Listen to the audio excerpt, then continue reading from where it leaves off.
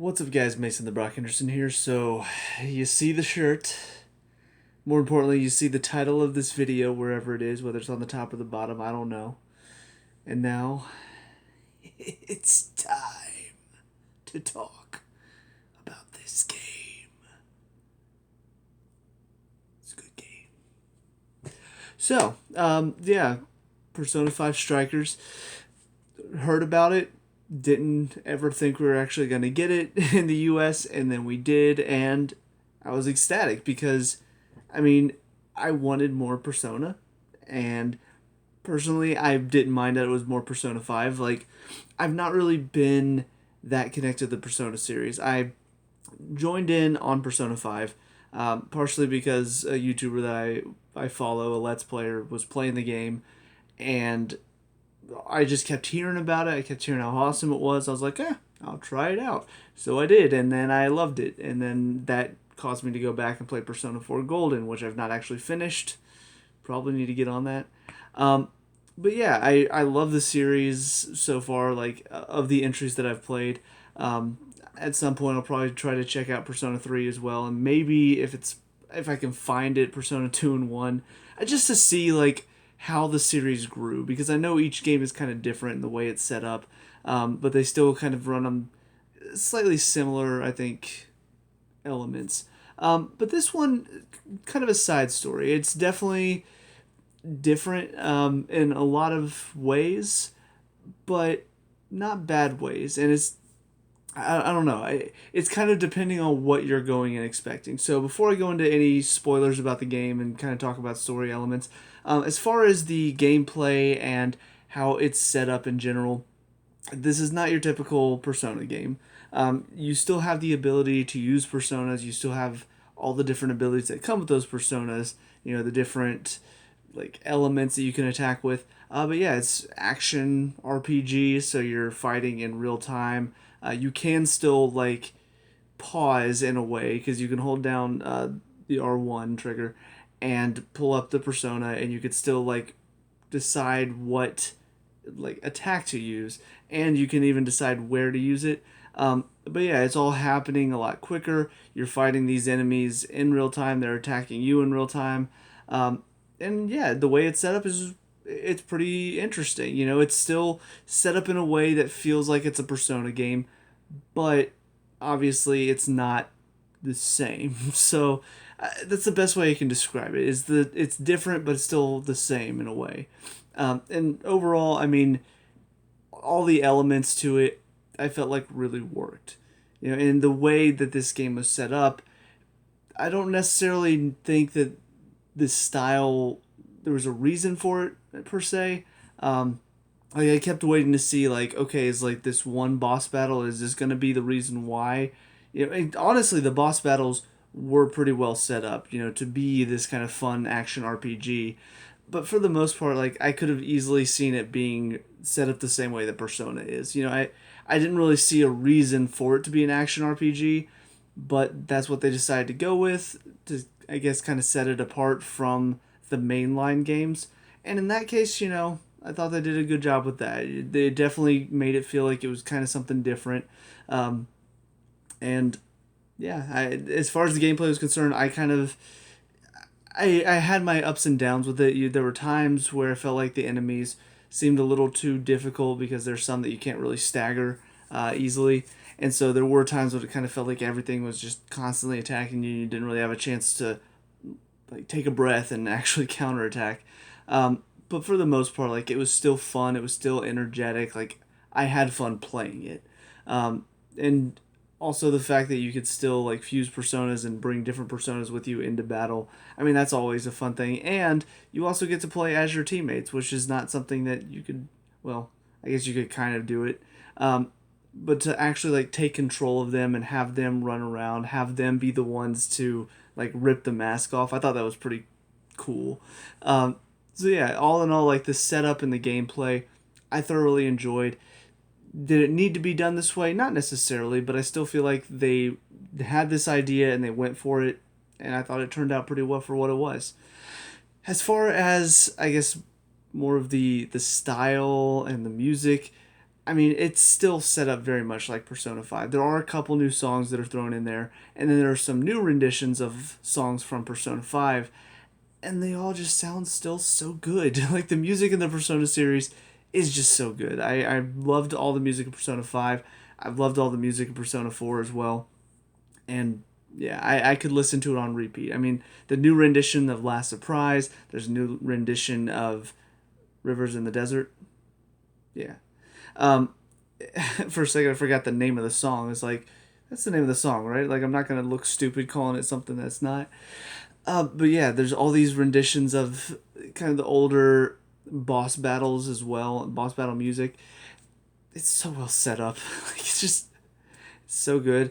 A little bit in the spoilers, so just like skip ahead 10-ish seconds after this if you don't want a spoiler. But there are a couple new characters that do get their own awakenings, and both of them are really cool too because of the music. So all of the music is just so fantastic, and it's so well set up to really kind of complement this more aggressive style of attacking. You know, most of the time in Persona, it's you attack, and so one of your party members attacks, and then the enemies attacks. So it's a lot more like you're kind of like flowing through a battle. This one is like it's fast and aggressive, and the music got fast and aggressive too. A lot more kind of rock, electric guitar thrown into it. So yeah, in my opinion, the updated music was fantastic, and the new songs were also really good, and I'll probably be listening to them on repeat as well.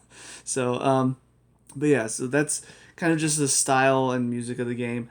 Um, and then I think the only other thing to talk about is the new characters, just because obviously they're going to throw some new characters into this being kind of a sequel to the first game. And yeah, the new characters are interesting enough. I won't go too much into spoilers to start off, but I will say the one thing that this game did take a bit of a hit on is I felt like the voice acting for some of the new cast wasn't quite as strong. There were still moments when they landed. The writing in general is still really, really good. But I will say the guy that plays Zenkichi, there are times whenever the delivery just wasn't quite right. Like, he definitely had some moments where he hit the notes perfectly. But then there were also moments when it kind of fell flat. Like, his delivery, it's like all of the voice actors in Persona 5 are here. And then Zenkichi's kind of like here. You know, it's a little step down. The girl is playing Sophia, kind of in between. You know, I didn't hear as many moments where I was kind of like, that didn't sound quite right. But it still, again, didn't quite sound as good as the Persona 5 cast. And I think in general, the voice acting took a hit. I don't know. It seemed like maybe the lines were a little rushed sometimes. It could just be because they sound a bit different now than the first game. You know, some of the same lines are being delivered with different inflections, so maybe that's why it sounded weird to me. But overall, like, it just seemed like some lines were a bit more rushed. It's still phenomenal voice acting overall. It's just I noticed a lot more scenes where the main characters, who normally are so well voice acted, kind of seemed a little off. Like, they took the first take of the line and just went with it. So I don't know if there was a rush to get that out or not. If that's the case, then that's probably why. And you know, I don't know how much of this game was in development during the pandemic, so it could have been also they're having to all record from their own house or something and having to send it in. So it could have been something like that, where just time constraints messed with them. So I'll be curious to find out if anything like that actually happened. But anyways, that's about all I can think of as far as non-spoiler stuff. If you're a fan of the Persona series and you like action RPGs, you'll definitely enjoy this. If you're a fan of the Persona series and you would rather stick to the kind of gameplay from that, I still say give this a shot. You know, I think some of the story elements that they provide and some of the new characters, it's still worth watching. And it's a new adventure for the characters you love from Persona 5 to be a part of. And, you know, it's also, you can just put it on easy and not have that much of a challenge if you don't really like that style of fighting. So, yeah, I think it's definitely a game, if you're a fan of the series, to go check out, go experience the fun, and go have another adventure with this great cast. But on that note, I will now talk about more spoiler stuff, so that's your spoiler warning. If you don't want to get spoiled on it, hop off the video. If you're even watching, I'll probably have like two or three, maybe, if I'm lucky. But yeah, so spoiler, as far as the story is concerned, I kind of liked the jail setup. I liked how it was a bit different than the palaces. You didn't really have people in charge of these prisons. You didn't have these people being complete and total just assholes, you know? And I think that was kind of the biggest change, and something that really worked in the game's favor is that these monarchs were not terrible people. They were just formed and created from struggles. You know, and so I loved visiting those trauma centers because it really did give a backstory for why these people became corrupted and why they turned into the monarchs that they did. And yeah, it was kind of an important theme of the game. You know how the struggles and the stuff that we deal with and we go through forms who we are. And yeah, it's very easy to sort of turn away and say, "Oh, well, I'll just forget about that and I can just, you know, have my greatest desires granted." But I think the point of the whole game was that's not how we live life. You know, it's very easy to say, "Oh, well, if everybody just, you know, got along, then we'd all be okay, right?" But the problem is that it's not going to happen. Like, most people know that by now. We're not always all going to get along. There's not always going to be, you know, just a bunch of nice people and you're just going to always get rid of the bad guys. But from that struggle, you can still build something out of that. You know, because if you don't go through the struggle, then you're not going to get stronger. If you don't deal with hurt and pain, then you're not going to grow emotionally. You know, and some people, they do go through the hurt and pain and they can't grow. You know, they do get stuck and they get trapped inside of their emotions. But that's, you know, why you need people around you that can help you get out of those emotions and help you grow from the situation, the trauma that you went through.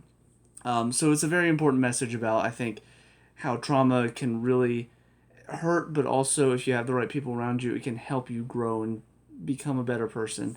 And also, little bit of touches of, you know, like the whole concept of all of us being sucked into technology and kind of the one group think, very similar to the first game in some ways, how everybody just kind of accepted, like, okay, you know, just take control, you know, I don't want to have to think too hard, I'm just going to kind of, you know, let myself be controlled, and that's fine.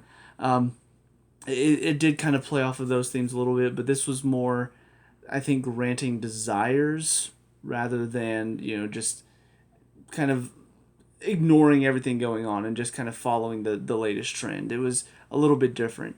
But on that note, it does make me wonder what game came first, Persona 5 Strikers or Persona 5 Royal? Because, and obviously, you know, spoilers for that game, if you don't want to hear about that, then probably should click off this video as well. But yeah, the final battle in Persona 5 Royal, Dr. Maruki, he was planning on granting everyone's wishes. Like, that was his whole thing. He took control of mementos and he used it to access, you know, what people wanted, and he gave them what they always wanted. He gave them the world that they desired. So in a way, it kind of is the same thing as what Emma was doing here. And so I do kind of wonder, like, were the writing teams just disconnected?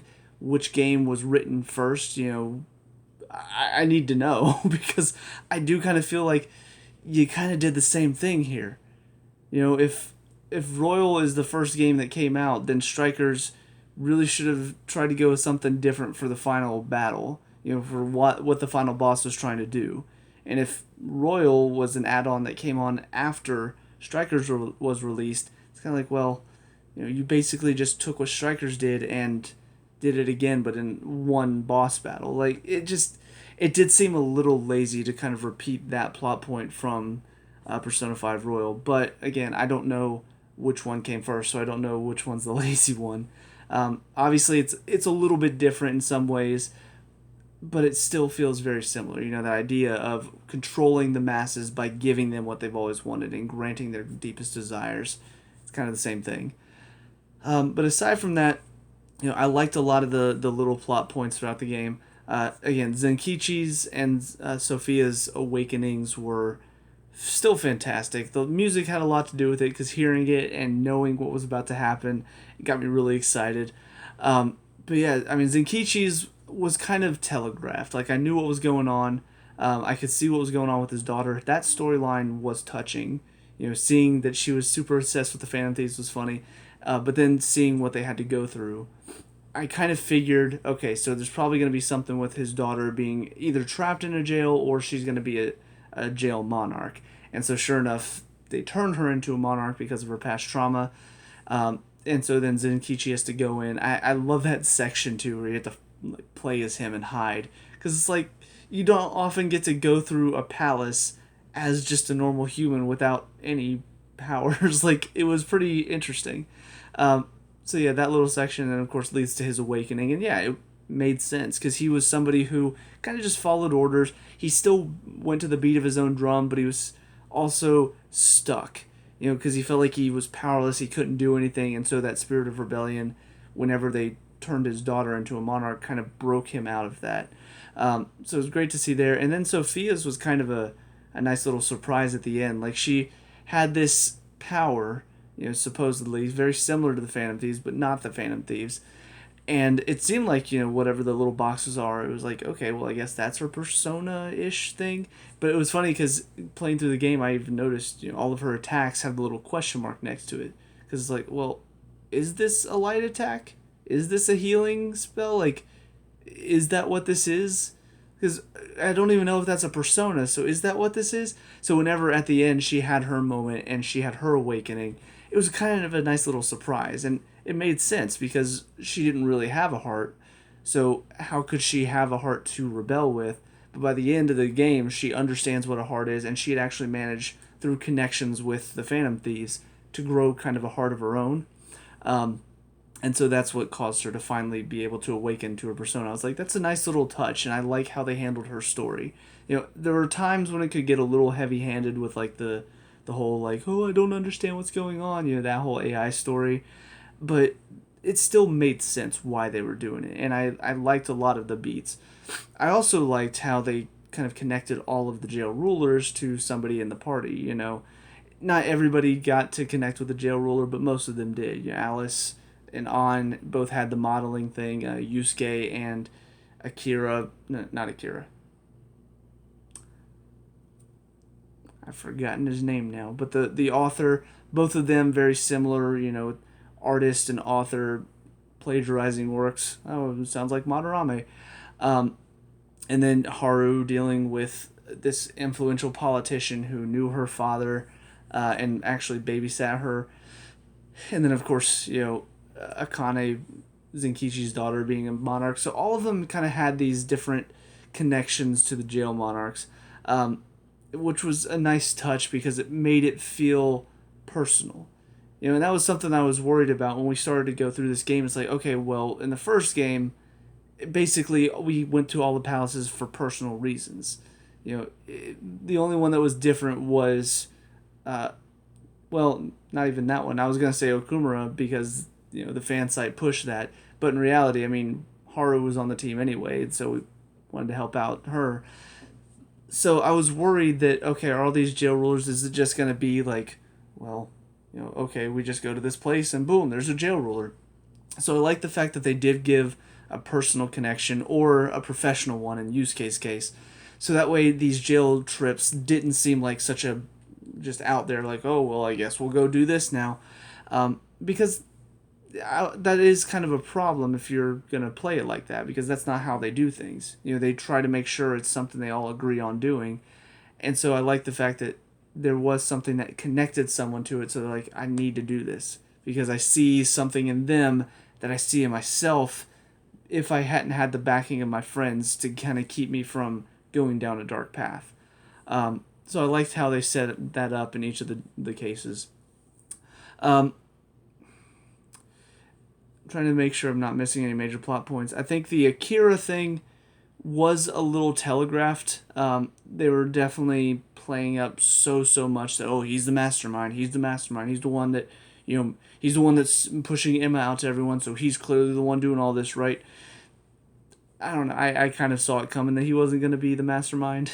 And I even called that Ichinose had something to do with it. I thought she had actually created Emma with the intention of, like, doing all of this. But as it turns out, she just created Emma, and then Emma kind of used her after that. Um, so I wasn't entirely right, but I did know that Ichinose was involved. I personally thought I was reading too much into this, I guess. But I thought the fact that Igor was not in the Velvet Room, I thought was going to be something bigger, because it seemed weird that Igor wasn't there, and they never really addressed it. Lavenza was helping you throughout the whole thing, but they never addressed the fact that Igor wasn't there. I feel like that was a missed opportunity, because I'm thinking to myself, okay, so what, did somehow somebody stole Igor and used his, because he gave us the meta nav. Did they use him to create Emma, which kind of functioned as the meta nav? Did they use that somehow? But no, he never came back. He never even showed up. I was like, okay, I guess we're just not gonna talk about it. We're just gonna say, oh well, Igor's not here, and just accept that fact. Ooh. I don't know. It just seemed a little weird that he wasn't there and didn't get addressed at all. Um, but no, I did like the fact though that Ichinose, you could see where she came to sort of, I guess, just falling in line with what Emma wanted to do because of her past and what she went through. It was easy for her to say, yeah, I mean, humans don't need to feel for themselves. Like, I didn't, and everybody else made fun of me for it, but yeah, you guys, nobody needs a heart. Um, I liked her story, though, because, yeah, I could see it happening to somebody who went through such a trauma at such an early age and then didn't really have anybody to talk to about it, didn't have anybody to be friends with. Yeah, those are the people that grow up lonely and not talkative, not sociable, just kind of there, and possibly even psychopathic, maybe sociopathic. And that's kind of the vibe I was getting from her at the end, and they played on it very well. So much so to the point where I actually did tear up a little bit at the scene where she started to cry. I was like, man, you brilliant writers, you bring an emotion out of me. Um, but yeah, so I liked her story though, and I liked how they handled everything with her and Sophia. Definitely very, very good to see them writing a story in such a way that even though I wasn't 100% invested in the story, and I was still kind of like, okay, so Emma's the big bad guy. Weird. Um, I still felt something for the characters involved. And again, voice acting on the characters wasn't necessarily like top notch like I'm used to hearing, but in those moments it still carried through. You could tell that in the moments when you needed the voice acting to be stellar, they made sure the voice acting was stellar. So I really appreciated that fact as well. Um, and then the final boss battle is okay. Emma, it did seem a little out of nowhere that just like, oh, this AI, the people wanted to be controlled by this AI, so they created a god. Very much how Yaldabaoth became a god, because the people just wanted to be, wanted to give their worries away. Like, again, it seems very similar. The fact that it's an AI, she wasn't quite as intimidating as Yaldabaoth was. Like the voice in the final battle, I just remember Yaldabaoth's voice being very, very intimidating. Like he's this giant thing as big as a building, and even Adam Cadmon in Persona 5 Royal, very intimidating looking thing, and just this deep gravelly voice. And then you get Emma in this one, and yeah, little intimidating, kind of an angelic looking being, but she's just sitting there talking during the whole time. You have no needs for desires or anything. Just there's no real emotion behind it because she's an AI. So it makes sense that there's no emotion, but that's also not that intimidating. Like, I don't know. I know sometimes AI taking over our lives can be a worrying thought, but in a game like this, it just doesn't really work to have the AI be the big bad at the end.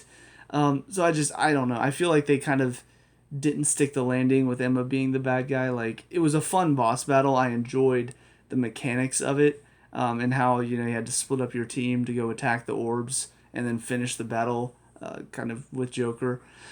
Um, I enjoyed all of that, but yeah, as far as the character of the villain in this one, she didn't really land for me. Um, But that's probably one of my very few complaints, and it's more of a personal thing for me. Like other people may have been like, "Oh my gosh, that emotionless voice that she had was just terrifying me throughout the final battle." I didn't feel any of that. I just felt like it made it less intimidating, less interesting to listen to. Um, I think that's about it, though. I mean, overall, it was a fun story. It was just another adventure for the Persona 5 gang to go on, and I can't complain about that. Like, I want to see them go on more adventures. I would love to see them make another spin-off of the Persona 5 series, whether it's another action RPG, whether it's another turn-based um, like daily life thing. I do wish we could have seen more of the characters from the first game. You know, a lot of your confidants, they're not involved in this.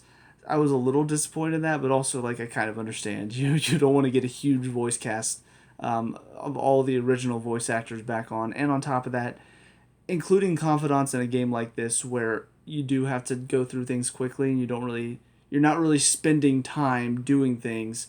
It's just you hop into the dungeons and then you hop out and then you hop back in, you hop out. It's a different setup, so you're not really going around and doing confidant quests. So I get it. I understand why the confidants weren't there, but it also made me go, man, I miss a lot of those confidants. I wish they would come back. So if they decide to do another one, I would love to see that. I would love to see the confidants come back. And again, whether they decide to go with the action RPG again or if they decide to do something more based on the original game, I wouldn't mind seeing more from these characters. Like the characters in this game are so memorable and so much fun to be a part of. It makes me feel like these are real people. These are really my friends because they feel so well written that you want to think that they're real. You want to think that all these characters exist because the voice acting is so good and the writing and the dialogue is so good. I'm laughing throughout most of the game because, again, the dialogue that they've given me is so realistic and I could see real people saying it. I will say one thing that is nice about not having the confidants is I saw a post about this. It's so true. You don't have to worry about picking the bad dialogue because it's not like you're going to piss somebody off and then not get the notes you need to get to the next level or the next rank. You could just pick the funny dialogue and not worry about it. And there were several moments when I decided to do that because I knew the reaction was going to be great, and it was. So yeah, overall, I mean, it was a good game. It was a lot of fun. Does it compare to Persona 5 or Persona 5 Royal? Absolutely not. And I don't think anybody going in with the mindset that it's going to be better or just as good as Persona 5 is going to have a good time. Like, you need to go in with expectations that, okay, this is going to be different. It's still going to be fun, but it's not going to be as good as the original. I think if you go in with that mindset, you'll still have a lot of fun. If you just want to spend more time with these characters, here's your way to do it. So, yeah, overall, very happy with it. Hopefully you guys play it and let me know what you think down in the comment section below. What were your thoughts on the game? If you played it, if you're going to play it, let me know. We can talk about and discuss all the good stuff. Leave a like and subscribe for future video game reviews, and I'll see you guys in the next one. Peace out.